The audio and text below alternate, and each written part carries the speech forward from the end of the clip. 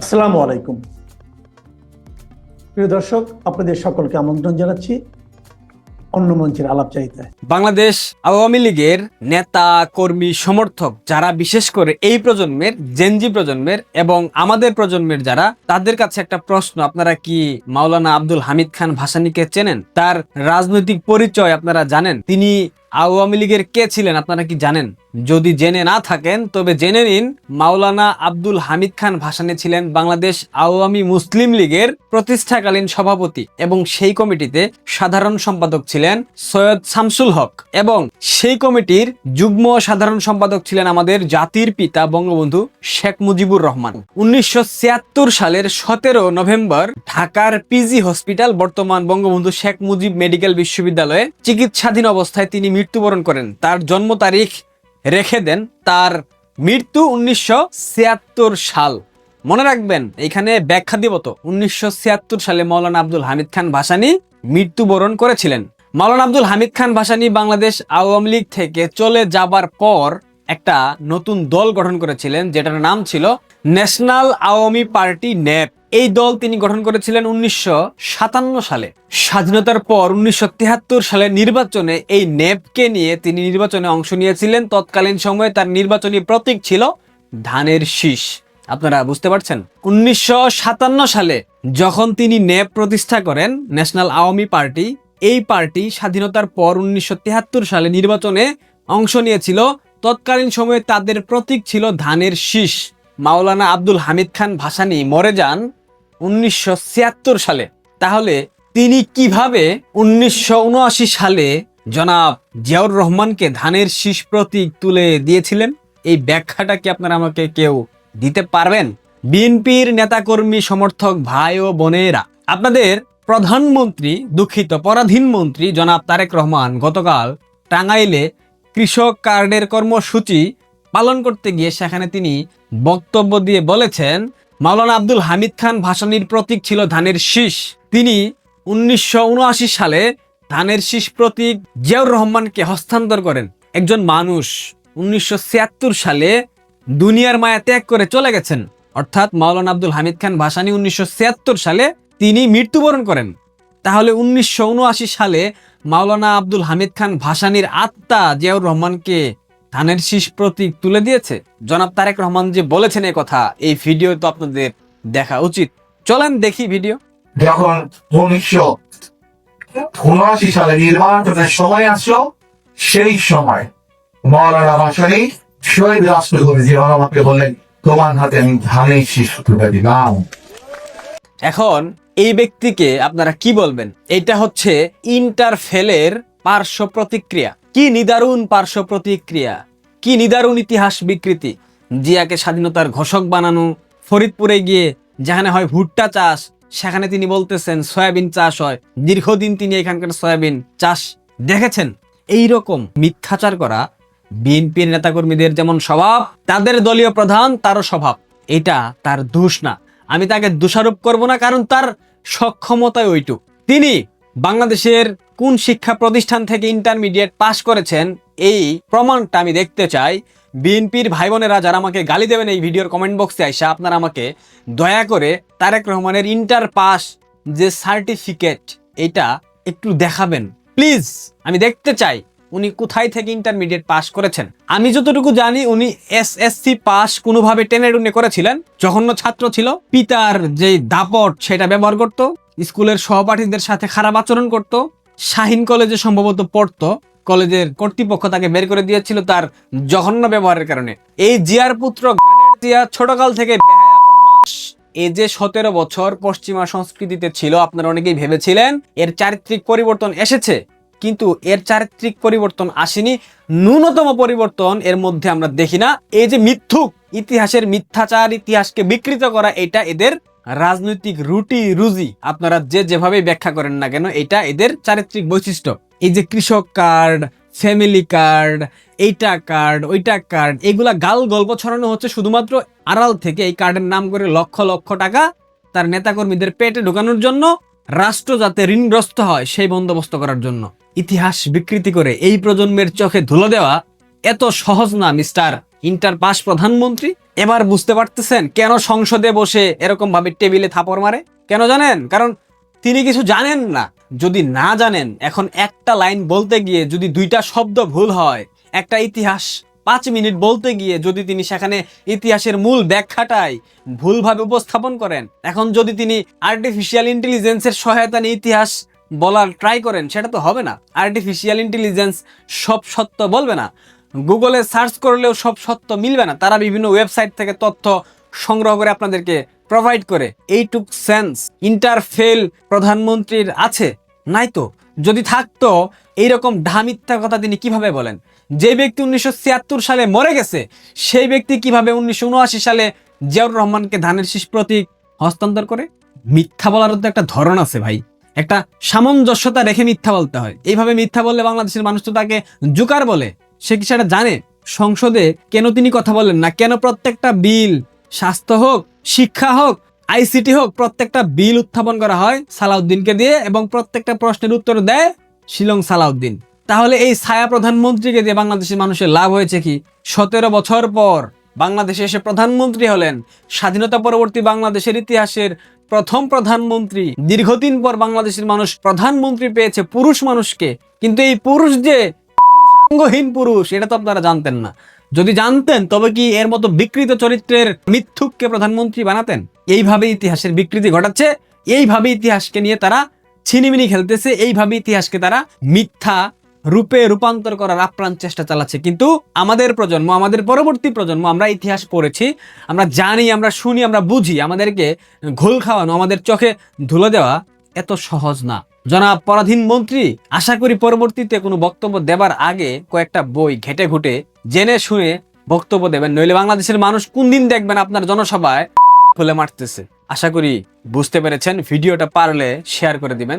হাসনাত আব্দুল্লাহরা যে বৃহৎ পরিসরে, মানে সাংবাদিক, উকিল, ব্যারিস্টার থেকে শুরু করে সকল পেশাজীবীদের মধ্যে, মানে স্কুল কলেজের শিক্ষকদের মধ্যেও আওয়ামী লীগের দোসর চিহ্নিত করেন, সেই প্রকল্পের যে মডেল, সে মডেল অনুসরণ করলে আওয়ামী লীগের দোসর হিসেবে মেয়র মঞ্জুর আলমকে চিহ্নিত না করবার কোনো কারণ নাই। কিন্তু হাসনাত আব্দুল্লাহরা আসলে বিপদে আছেন। সারা বাংলাদেশ জুড়ে সর্বোচ্চ আদালত থেকে স্কুল, কলেজ, বিশ্ববিদ্যালয়, এমনকি সংবাদ মাধ্যম অফিসে আওয়ামী লীগের দোসর খুঁজতে ষাঁড়ের মতো দাপিয়ে বেড়ানো এনসিপি নেতা হাসনাত আব্দুল্লাহ কিনা আওয়ামী লীগের এক দোসর হিসেবে পরিচিত চট্টগ্রামের সাবেক মেয়র মঞ্জুর আলমের বাড়িতে সৌজন্য সাক্ষাৎ করে দুপুরের ভাত খেতে গিয়ে হাতে নাতে ধরা পড়েছেন সেই এলাকার বিএনপি এবং স্থানীয় অঙ্গ সংগঠনগুলোর নেতাকর্মীদের কাছে।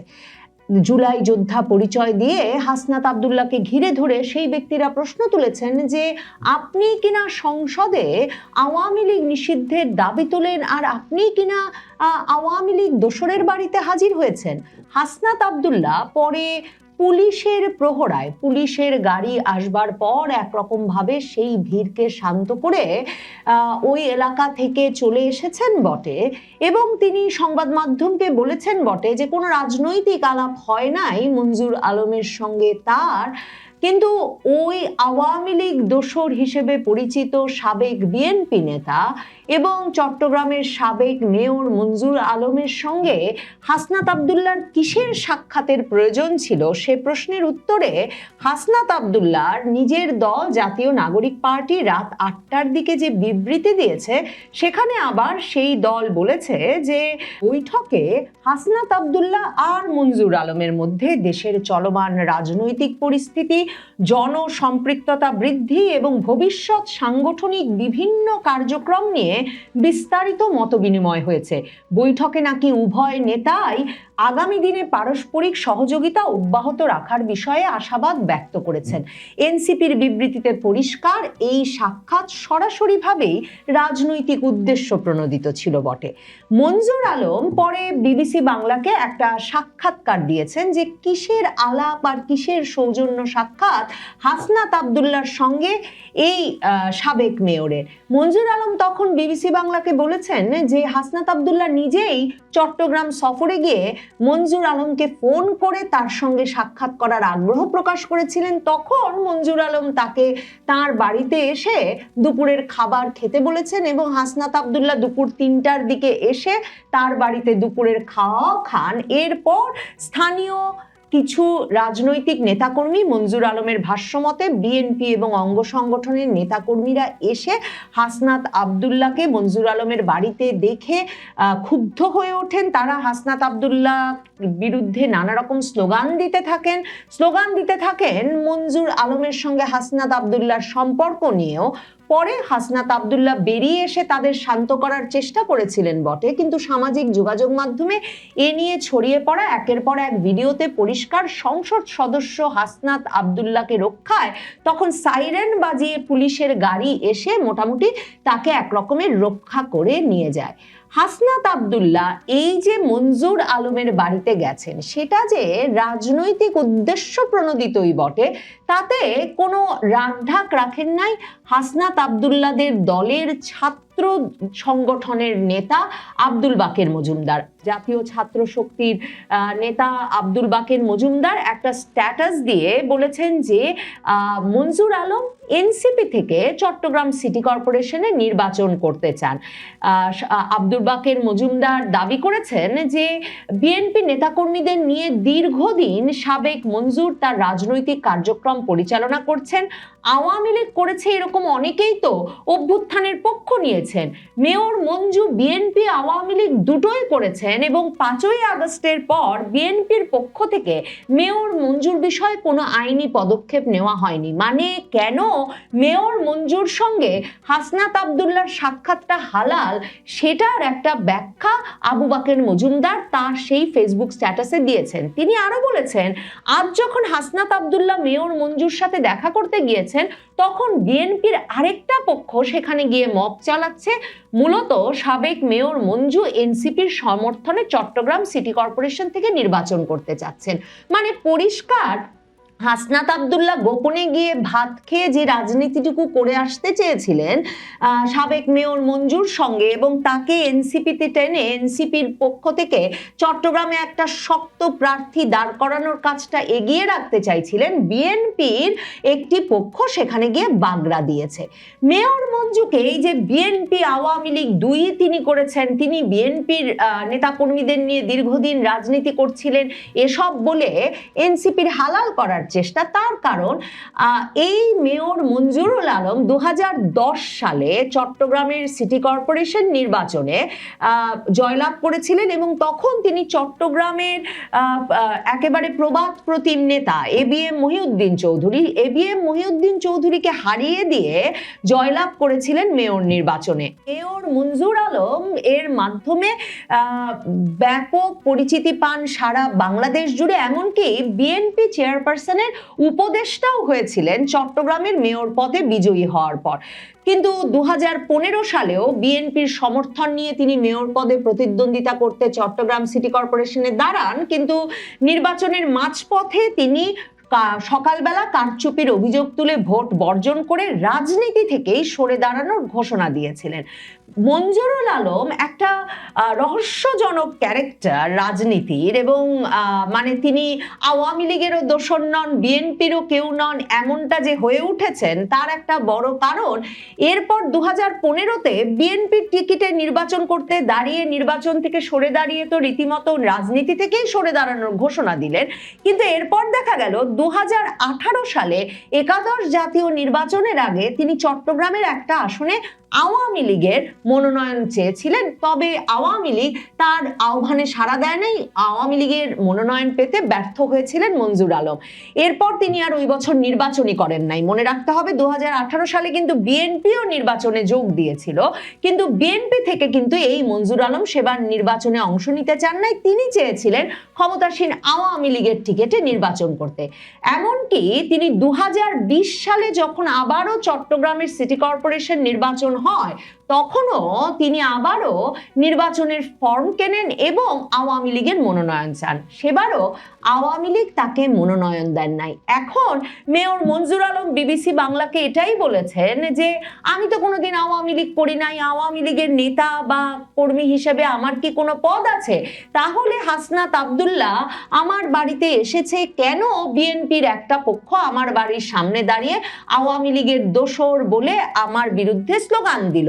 কথা সত্যি, মেয়র মঞ্জুর আলমের যদিও বা 2015 সালে বিএনপির টিকিটে নির্বাচন থেকে সরে দাঁড়ানোর পর থেকেই আওয়ামী লীগের টিকিটে নির্বাচন করার খায়েশ ছিল, কিন্তু যেহেতু আওয়ামী লীগ তাকে কখনো তখন মনোনয়ন দেন নাই, কয়েক দফা কয়েক বছর ধরে চেষ্টার পরেও, কাজেই এখন বলা মুশকিল যে তিনি আওয়ামী লীগের নেতা বা কর্মী হিসেবে পরিচিত ছিলেন। কিন্তু বলতেই হয় তাকে আওয়ামী লীগের দোসর, বিশেষভাবে হাসনাত আব্দুল্লাহরা যে বৃহৎ পরিসরে মানে সাংবাদিক, উকিল, ব্যারিস্টার থেকে শুরু করে সকল পেশাজীবীদের মধ্যে মানে স্কুল কলেজের শিক্ষকদের মধ্যেও আওয়ামী লীগের দোসর চিহ্নিত করেন, সেই প্রকল্পের যে মডেল, সে মডেল অনুসরণ করলে আওয়ামী লীগের দোসর হিসেবে মেয়র মঞ্জুর আলমকে চিহ্নিত না করবার কোনো কারণ নাই। কিন্তু হাসনাত আব্দুল্লাহরা আসলে বিপদে আছেন। হাসনাত আব্দুল্লাহ ভাগাভাগির নির্বাচনে একটা সিট বাগিয়ে নিয়েছেন বটে, বিএনপি তাকে বিনা প্রতিদ্বন্দ্বিতায় নির্বাচিত করে সংসদে এনে সংসদ উত্তপ্ত রাখার একটা দায়িত্ব দিয়েছে বটে, কিন্তু এনসিপি ক্রমেই টের পেয়েছে যে তারা আসলে ক্ষমতার একেবারে কেন্দ্র থেকে ছিটকে পড়েছে ইউনূস সরকারের ক্ষমতার অবসানের মাধ্যমে, এবং বিএনপি যে এই 6টি সিট তাদেরকে দিয়ে ফেলে আর কিছুই ক্ষমতার কোনো ভাগই তাদেরকে দিতে চাইবে না, এই বিষয়টি বিএনপি সরকার গঠনের পর থেকে ক্রমাগত পরিষ্কার হওয়ার পর এই এনসিপির দেশি বিদেশি পৃষ্ঠপোষক শক্তি এবং এনসিপির ভেতরে এই আলাপটা আরো জোরদার হয়েছে যে তাদের নিজেদেরকেই নিজেদের সাংগঠনিক শক্তি বাড়াতে হবে, আরো বেশি রাজনৈতিক পদ হয় ভাগাভাগিতে না হলে নির্বাচনের মাধ্যমে আদায় করে নিতে হবে এবং তার মাধ্যমে ক্ষমতার কেন্দ্রে একটা ভাগ আরো বৃহত্তর পরিসরে নিশ্চিত করতে হবে। আন্তর্জাতিক গণমাধ্যম বিবিসি সম্প্রতি চমক জাগানিয়া এক প্রতিবেদন লিখেছে, যেখানে তারা নেপালের তরুণদের সঙ্গে এই এনসিপির তরুণদের এক রকমের তুলনামূলক বিশ্লেষণ করে লিখেছে যে নেপালে তরুণেরা এত সিট পেল, এখানে এনসিপি মাত্র 6টি সিট কেন পেল, কেন এখানে এনসিপি জামায়াতে ইসলামীর সাথে গেল, এবং বিবিসির বিশ্লেষণ অনুযায়ী জামায়াতে ইসলামীর সাথে যাওয়াতেই এনসিপি এমন খারাপ ফল করেছে। কাজেই স্থানীয় যে নির্বাচন আসছে সামনে, সেখানে হাসনাত আব্দুল্লাহদের প্ল্যান হচ্ছে তারা সারা বাংলাদেশের 12টি সিটি কর্পোরেশনে আগে থেকেই শক্তিশালী প্রার্থী দিয়ে রাখতে চায়, যেই প্রার্থীকে কেন্দ্র করে সাংগঠনিক শক্তিও বৃদ্ধি পাবে। কারণ এনসিপির দশাটা এমন, এই হাসনাত আব্দুল্লাহ তো দক্ষিণাঞ্চলের মুখ্য সংগঠক, উত্তরাঞ্চলের মুখ্য সংগঠক সার্জিস আলম তো বেচারা সংসদে ঠাঁই পান নাই, তার যে 32টা জেলা, সেই 32টা জেলার 31টায় তিনি অবশ্য একটা কমিটি অন্তত গঠন করতে পেরেছেন, কিন্তু দক্ষিণাঞ্চলের মুখ্য সংগঠক হাসনাত আব্দুল্লাহ আওয়ামী লীগের দোসর ধরায় এত ব্যস্ত ছিলেন যে তিনি তার 32টি জেলার 31টিতেই এখন পর্যন্ত কোনো কমিটিও দিতে পারেন নাই। কাজেই সামনে যে স্থানীয় নির্বাচন আসছে, সেখানে যে সাংগঠনিক শক্তিতে দক্ষতায় বিএনপি ওই যে তার কুমিল্লার আসনটার মতো একই ব্যবস্থায় এক রকমের আসন ছেড়ে না দিলে তার পক্ষে বা তার দলের পক্ষে নির্বাচনে কোনো আসন জিতে আসা মুশকিল, সেটা এনসিপি খুব পরিষ্কারভাবে বুঝতে পারছে। সে কারণে চট্টগ্রামে এই মঞ্জুর আলমের মতো অভিজ্ঞ এবং ক্ষমতাবান রাজনৈতিক নেতাকে দলে টানা তাদের খুব প্রয়োজন। আপনারা নিশ্চয়ই অনেকেই খেয়াল করেছেন যে গত কয়েক সপ্তাহ ধরে এমনকি রুমিন ফারহানা এনসিপিতে চলে আসতে পারেন, সেই আলাপটাও কিন্তু জোরদার ভাবে চলছে। তার মানে এনসিপিকে একরকম জামাত থেকে দূরে সরিয়ে বিএনপির বিকল্প রাজনৈতিক শক্তি হিসেবে, যারা কিনা জামাত নয়, এইভাবে একটি রাজনৈতিক শক্তি হিসেবে দাঁড় করানো একটা প্রচেষ্টা দেশ দেশি বিদেশি পক্ষের তরফে কিন্তু এখনো বহাল আছে, যার একটা গুরুত্বপূর্ণ প্রমাণ হচ্ছে বিবিসিতে ওই প্রতিবেদন, যে প্রতিবেদনটিতে স্পষ্টভাবে দুটো পয়েন্ট বলা হয়েছে যে এনসিপি খারাপ ফল করেছে। একে, তারা নারীকে আনতে পারে নাই তাদের দলে আরো বেশি সংখ্যায়, তাদের 6 জন সংসদ সদস্যের একজনও নারী নন, আর তারা জামায়াতে ইসলামের পক্ষে গেছে। কাজেই এনসিপি একরকমের ঢেলে সাজানোর প্রক্রিয়ায় আছে। নাহিদ ইসলাম ওমরা করে ফিরে স্পষ্টতই সংবাদ মাধ্যমকে বলেছেন যে সামনেই তেলের দাম বাড়বে, জ্বালানির দাম বৃদ্ধির ফলে দ্রব্যমূল্যের দাম বাড়বে, মানুষ এত অসন্তুষ্ট হয়ে উঠবে এই বিএনপি সরকার, তারেক রহমান সরকারের ওপর, যে তারা বিকল্প খুঁজবে। এনসিপি মাথায় এটাও রাখছে যে বাংলাদেশের মানুষ হয়তো বিকল্প খুঁজলেও কিছুতেই জামায়াতে ইসলামীকে বিকল্প হিসেবে বেছে নেওয়ার সাহস করবে না, যে সাহসের অভাবটা স্পষ্টভাবে জামায়াতে ইসলামীকে একরকমের নাকাল করেছে ক্ষমতার একেবারে কাছাকাছি যাওয়ার পরেও ক্ষমতায় বসতে দেয় নাই এই 12ই ফেব্রুয়ারির নির্বাচনেও। কাজেই এনসিপি স্থানীয় সরকার নির্বাচনে যেমন সংগঠিত হতে চাইছে, তেমনি চাইছে শক্তিশালী প্রার্থীদেরকে বিভিন্ন জায়গায় বসিয়ে দলকে সংগঠিত করতে। সে কারণেই ভাত খেতে হাসনাত আব্দুল্লাহ গিয়ে উপস্থিত হয়েছেন মঞ্জুর আলমের বাড়িতে। এরই মধ্যে গত 29শে মার্চ কিন্তু সংবাদ সম্মেলন করে জাতীয় নাগরিক পার্টি ঢাকা উত্তর দক্ষিণ সহ দেশের 5টি সিটি কর্পোরেশনের প্রার্থী ঘোষণা করেছে। এনসিপিকে ভাগাভাগিতে রাজনীতির কেন্দ্রে, ক্ষমতার কেন্দ্রে এই 6টি আসন নিয়েই খুশি থাকলে হবে না জাতীয় সংসদে। আরো অনেক অনেক ক্ষমতার কেন্দ্রে তাদেরকে বসতে হবে। যেমন আসিফ মাহমুদ সজীব ভুইয়াকে ঢাকা দক্ষিণে মনোনয়ন দিয়ে রেখেছে তারা, যাতে ওই জায়গাগুলোর ক্ষমতার ব্যবহার করে তারা রাজনৈতিক শক্তি বৃদ্ধি করতে পারে এবং বিএনপির বিকল্প এমন একটা রাজনৈতিক শক্তি হয়ে উঠতে পারে যাকে দেশি বিদেশি পক্ষ সহজেই পছন্দ করে নিতে পারবেন। জামায়াতে ইসলামীর মতো তাদেরকে নিয়ে কোনো বিশেষ রিজার্ভেশন ওই পক্ষগুলোর থাকবে না।